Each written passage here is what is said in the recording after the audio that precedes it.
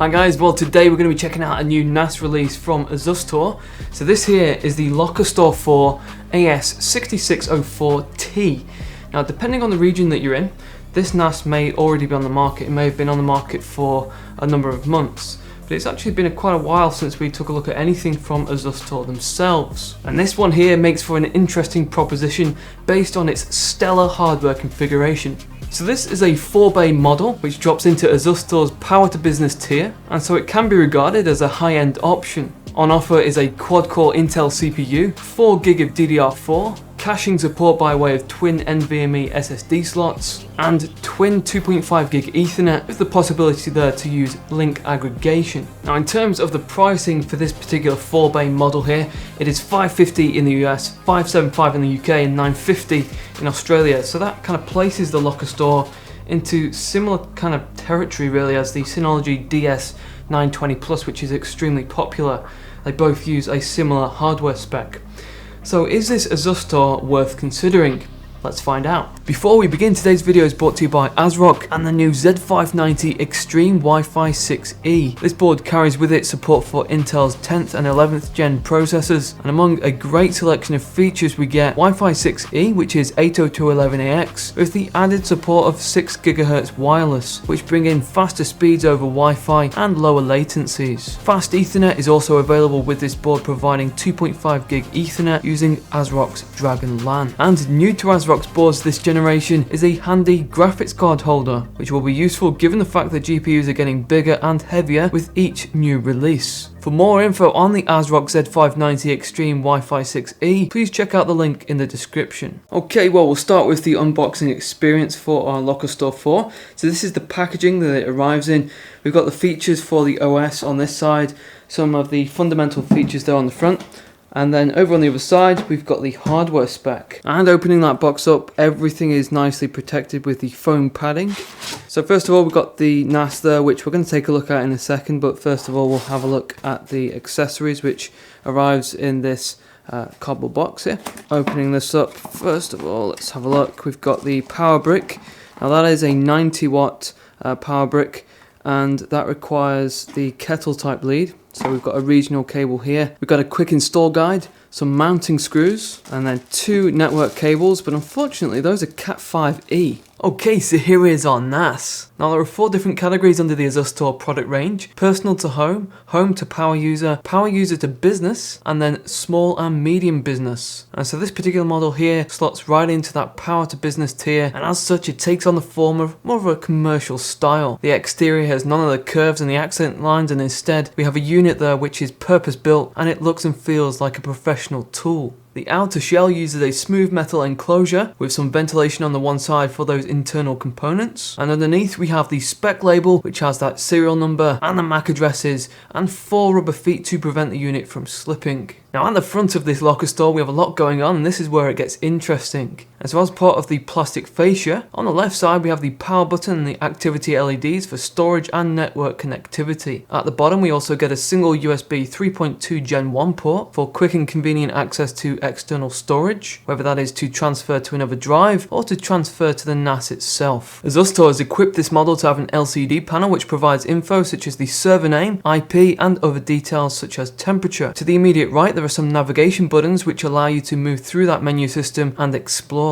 After a certain period has elapsed, that LCD display will dim, and this and the LED indicators can all be customized within the operating system. And then below this we have the storage, and you can see the trays there are visible and they're accessible from the front. All you have to do is press down and the latch flips up and the tray can be removed. Each tray is pre-drilled for 2.5-inch and 3.5-inch drives. And as you can see here, we've got the 3.5-inch drives here, which Western Digital has kindly sent over, and these are the Red Pro Edition, which are specifically designed for NAS usage by being able to handle high-intensity workloads. They are an excellent choice if you're looking to populate a NAS with reliable storage. So these drives just attach to the tray, and the drive then marries up to the SATA connections at the back of the unit. Now this model benefits from being able to use two M.2 NVMe SSDs for caching, and to access the slots for installing those drives, you're going to need to detach the outer shell, the outer casing, and then this gives you access to the add-in card, which can be removed, and then there is a slot on either side. You just need to drop an M.2 into each of those. In its out-of-the-box state, this NAS here comes with 4 GB of DDR4, and you can see there is a single module there which runs at 2400 MHz. Now if you do want to increase that, Asustor has provided an easy way to perform an upgrade. All you got to do is pull back the cover, which reveals another slot. While around the back of the unit we have a 120mm fan that helps to flush out the unwanted heat from those components and the hard drives. And to the right side we have a HDMI 2.0 port in case you want to connect a display. We've got another 2 USB 3.2 Gen 1 ports for connecting up external devices. Again, this is especially useful if you want to transfer data to a USB drive. And it's great to see that we have two 2.5 gig Ethernet ports, which can in fact be combined with link aggregation to provide 5 gig. This is a huge bonus compared to Synology, which are still adopting just gigabit Ethernet on models which are at a similar price point and class. And of course below that we have the power port for DC in to connect up with the power brick. And if you wanted to secure this NAS inside your office, then there is Kensington lock allocation at the very bottom there for fixing it into place. Now we've already seen some of the hardware spec, but the basis for this particular model has its foundation set in the Intel Celeron J4125, which is a quad-core CPU capable of 2.7 GHz. And as I mentioned earlier, it comes with 4 GB of DDR4, which can be upgraded, and then there is a maximum raw storage capacity of 72 TB. And so the spec of this Lockerstor will be ideal for a home or business server where you want to share data, whether that is photos, videos, or documents. And if you're planning to edit video over the network, then that faster Ethernet with that link aggregation will definitely be of use, but you will of course need to take into account the storage drive bottleneck. The spec of this unit definitely makes it more of a compelling option for editing the likes of 4K content. Okay, well I'm now going to run through the software to give you guys a bit of an idea of how the process works and how to get up and running. And so to start with, you're going to need to install the Asustor Control Center, which will assist in locating the NAS on your network. And I should point out that at this stage the NAS is switched on, it has the drives installed, and it's got a network cable attached.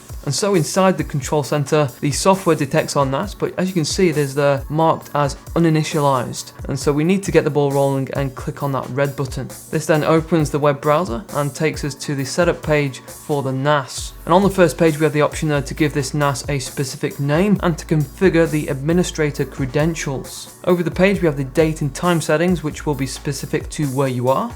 Next, there is the option to tweak the network settings, but for most that's going to be left to default unless you want to configure link aggregation or specify a manual IP. Now the RAID options are going to be down to your particular requirements. I'm not going to go through each of these and explain what they do. For this demo, I'm going to simply use RAID 0 to keep it simple, and we'll enable BTRFS.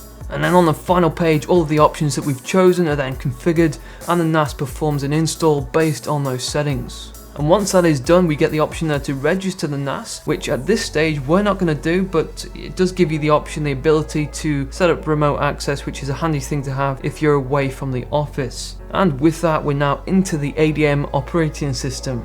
And so this is the home page, and it features a series of the most important applications so you've got quick and easy access. And so let's jump into some of them. The first one, Access Control, provides you with the management for users and groups on the NAS, and it enables you to control the access rights. Activity Monitor, that's a bit like Task Manager within Windows. It gives you info on load usage and things like the processes and the services which are running in the background. Now the settings and the button in the top right corner there are one and the same, and so most of the options that you see appear when clicking in that top right corner will pull up the settings menu anyway. And the options here are extensive, it gives you full management of the NAS.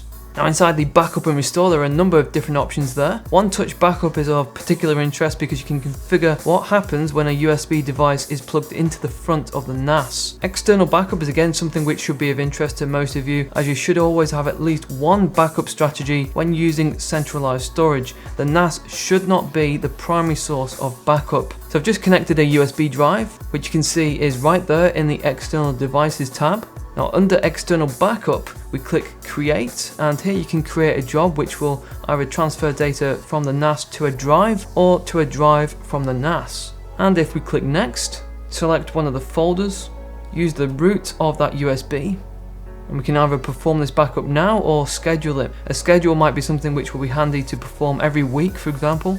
Then we have the option there to name this job and to choose how it performs the backup each time.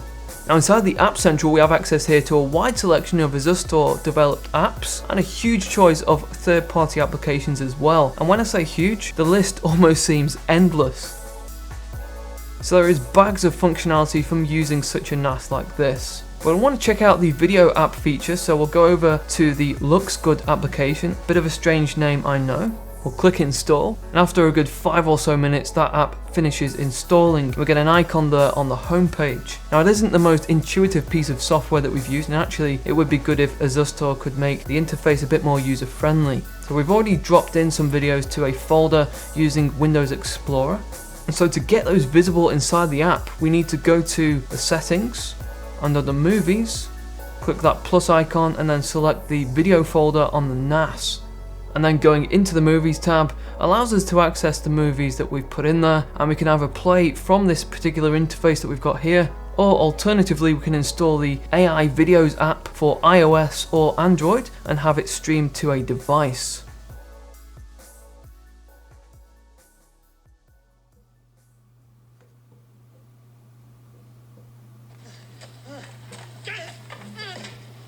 Where does he think he's going? When you gotta go, you gotta go.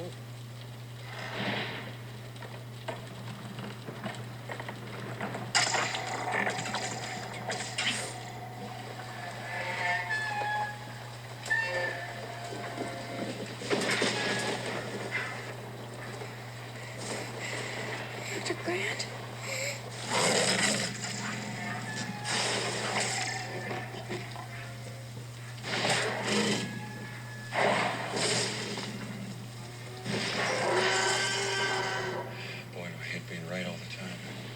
Okay, well that concludes our look at the Lockerstor AS6604T.